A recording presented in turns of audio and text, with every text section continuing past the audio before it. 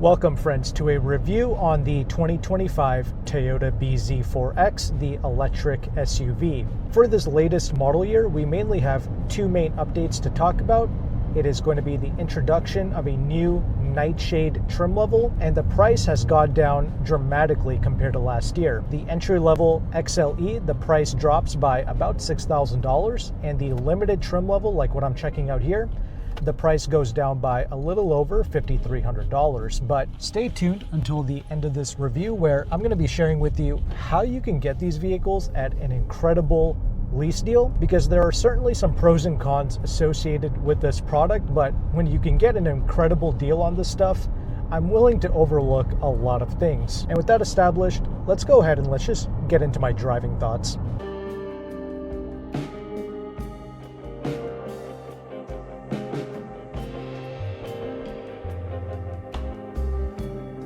Alright, so in my 1 week of testing the bZ4X, I've noticed that there's nothing really to overly complain about here. The SUV just provides us with a pretty average driving performance.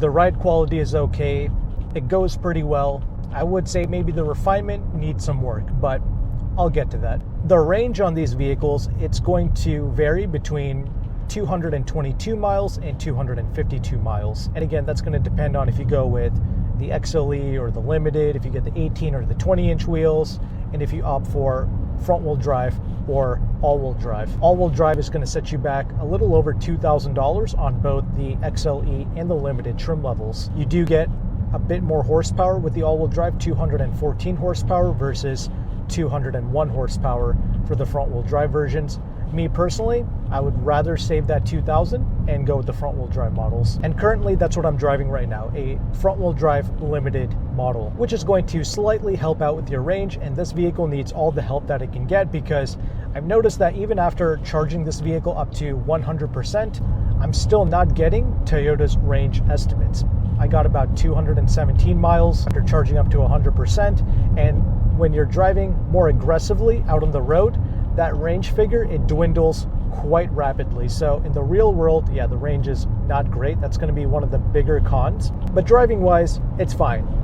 Even with these 20-inch wheels, the ride is decent. It's a bit more on the taut side, which I don't mind, because these SUVs, they weigh between 4,200 to 4,400 pounds. So in order to manage that curb weight, this vehicle does have slightly stiffer suspension. In your everyday left-hand, right-hand turns and on your long sweeping corners, the bZ4X, it handles that pretty well. Your high-speed stability is really good. And initially, when I got in this vehicle to drive it for the first time, I noticed that the steering is a bit on the heavier side, but over time, I've actually come to appreciate it, because this heavier steering feel gives the bZ4X a more sturdy feel out on the road, and it just inspires a bit more confidence.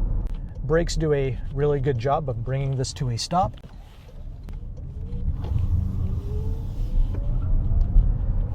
We have here the Bridgestone Terenza tires.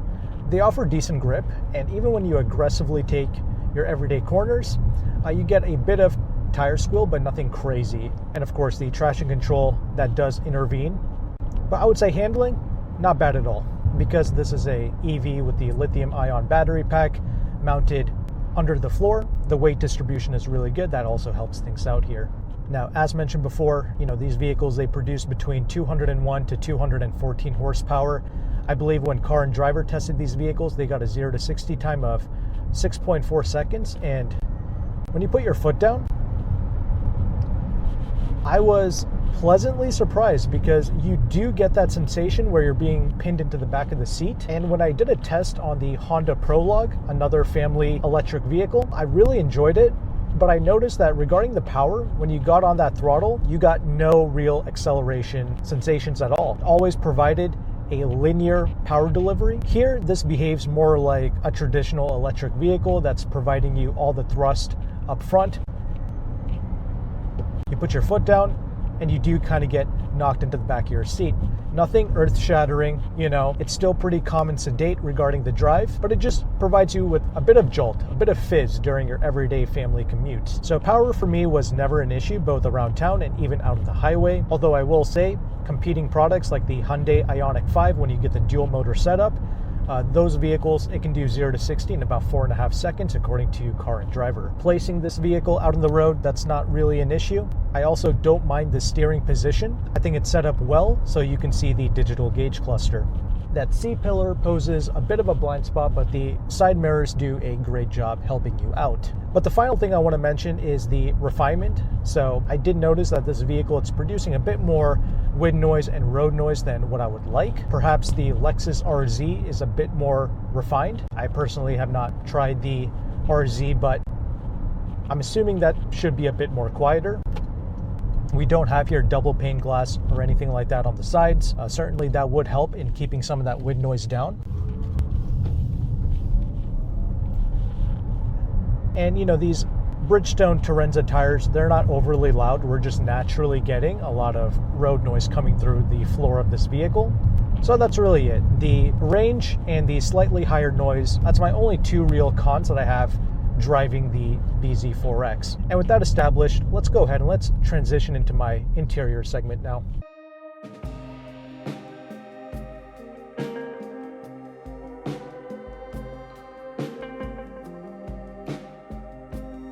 All right, let's quickly talk about this interior space. There's certainly some cons to talk about, but before I get into that, let's talk about the interior as a whole. There is some level of sturdiness here, and that's good, but I will say, like the door panels, there is some flex to it, but overall there's no creaks or rattles going on here. It certainly does not feel like a premium interior space by any means. We have like this fabric material being used on the front dash area. We have some hard touch plastics being used throughout, but overall, it's an okay space to spend time in. I will say the seats are exceptionally comfortable. I also like the way they look as well, so well done there. The driver's side seats, those are electric power adjustable, and you have lumbar adjustments as well. But for the passenger seat, that is actually manual adjustable only, even on this top of the line limited trim level. That's a bit disappointing. I would like to see electric adjustable seats for the passenger on this top of the line model. We have here a 12.3-inch infotainment screen, and I love how easy it is to use the Toyota infotainment. We have wireless Apple CarPlay and Android Auto. We also have a wireless charging pad here, and it's brilliantly located underneath this flap. And initially I thought this lid that you can open and close, I thought you somehow interacted with the touchscreen via this center panel, but it's just some rectangle and square designs being used throughout. There's nothing to interact with. You just open it, put your phone inside, and it wirelessly charges, and pretty reliably too, because the phone, it's not moving about in there, and you won't be distracted by your phone once it's inside. And being that this is the limited trim, you do get the heated and cooled seats in the front. I do really like the way the heated and cooled seats work. It works quickly and really well. But I believe things like the heated steering wheel and the heated rear seats, it's a part of a climate package, even on this limited trim level. And on the entry-level XLE trim, you don't get heated seats as standard. You once again have to select like a $500 climate package, and then you are able to get the heated seats in the front, and I believe the heated steering wheel as well on that XLE. Honestly, heated seats should at least be standard with the XLE trim. Regardless though, other things I like, I appreciate this digital gauge cluster. It's rather easy to use. I also really like the separate climate control. That is brilliant. In most EVs, you'll notice that everything is just going to be embedded into the touchscreen. That is not the case here. I also really like this rather small steering wheel. It makes this vehicle rather easy to drive and to place out on the road. Now, cons with this interior space, well, as you can see, there is a lot of piano black plastic being used throughout. It gets all scratched up and nasty for sure. And we don't have a volume knob with this vehicle. You just have the volume up and down buttons underneath the infotainment screen, and also you have a volume toggle on the steering wheel, but no knob. Now granted, on that steering wheel toggle, you are able to hold down the toggle and you are able to rapidly decrease or increase the volume. But still, I would rather see the knob being used in these vehicles. That's a lot more intuitive. Also, we don't have a glove box here with this vehicle. That's kind of crazy and certainly a con. Something else to note, we do have here the optional JBL 9-speaker audio system, and I do mean optional. Even on the limited trim level, the JBL audio is an option. It doesn't come standard with the limited. That's a bit disappointing, but the performance of the audio system is rather good. I do like it. Anyway, we have 2 cup holders here, and we have some decent space in the center console armrest area. Door pockets are kind of average. And regarding the rear seats, I am 5'11". I can certainly sit behind myself, although it would have been nice if Toyota would have raised the front 2 seats here a bit higher. That way we could actually slide our feet underneath the front seats. That would give us an additional 4 to 5 inches of rear legroom, but alas, they did not do that. Regardless though, in the rear seats, because we have that additional climate package, we do have heated seats in the back. We don't have our own climate control, but we have just some vents back there. And I guess we technically do have a pano sunroof here, but they put this divider in the middle, so technically we just have a sunroof for the front occupants and for the rear occupants. That's the way they have done that here. And the trunk space is rather good. It's pretty spacious, and you can fold down the seats 60-40 for additional trunk area, but it does not seem like we have a spare tire in the back, so that is certainly a con. And before we conclude this video, I suppose I can touch on the safety tech features as well. So fortunately, even on the entry-level XLE trim, you do get the useful safety tech features like blind spot monitoring and rear cross traffic alert. That's great. And on this top of the line limited, we do have the 360 camera, which is great. It's a high quality camera system.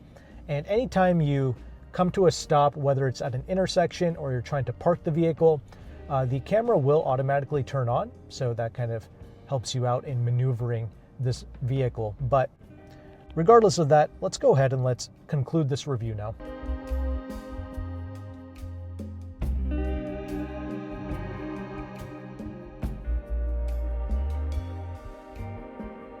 Okay, overall thoughts on the 2025 Toyota bZ4X.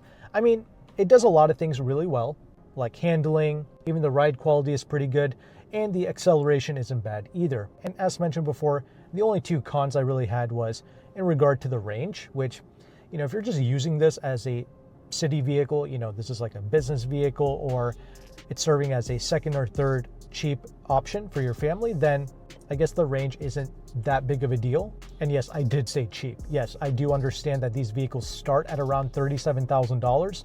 And when you get these things fully loaded with all-wheel drive and all of the packages on the limited trim, it can go all the way up to $47,000. But you'll be shocked at the lease prices that I'm about to quote in a moment. But regardless of that, I also wasn't a big fan of the road noise and the wind noise. It would be nice to see that reduced, because this vehicle, it also doesn't quite have that signature Toyota character that I come to appreciate with most Toyota products.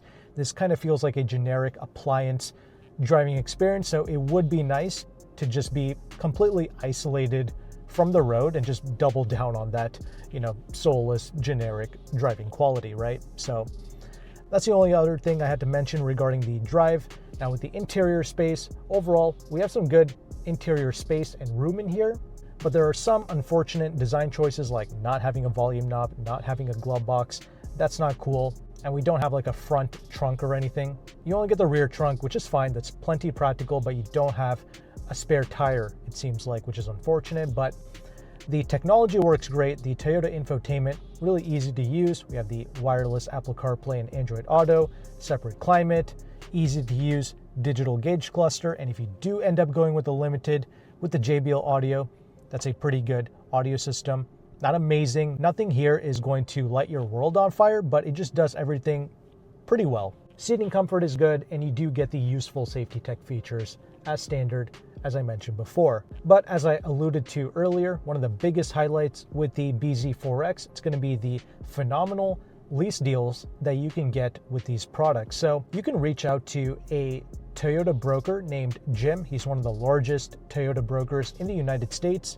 He is primarily located in Pennsylvania and in California. He is able to ship nationwide, but shipping is something you have to pay extra for. And when you lease from him, the entry-level XLE models can be had for about $275 a month. And the top-of-the-line limiteds, like what you see here, they go for about $100 more, so $375 a month. At those lease deals, I am willing to overlook a lot of things, and I would certainly stick with the XLE model to get the lowest lease price, and the less you pay for this, the more it makes sense. And it's only when you lease these products, that's when you get all of the incentives, because when you finance or even pay cash for these products, you miss out on a lot of the crucial incentives that make this so affordable. So yeah, for a vehicle of this size and this level of practicality, I think $275 a month, that's pretty good. Of course, lease programs, interest rates, incentives, all of these things can change every single month. But for the past few months now, the bZ4X has been leasing out really well. So if you want to take advantage of these deals and you want to reach out to Jim, he does charge a broker fee to access these deals. He did say that if you text him and you mention my channel, Meyn Motor Group, he did say that he would take some money off of his broker fee, and I appreciate him doing that for my audience. And the best way to contact Jim is through his phone number. Just text him, and to make the process go by faster, when you text him, make sure to mention your zip code where you're going to be registering the vehicle, what trim level, and roughly what kind of colors and spec that you would want, and Jim can get that process started for you. So I will have Jim's Leasehackr page with all of his reviews, along with his Facebook page, linked in the description box below. If you found value with this content, make sure to like and subscribe. Thank you again for watching this review. Take care, and goodbye.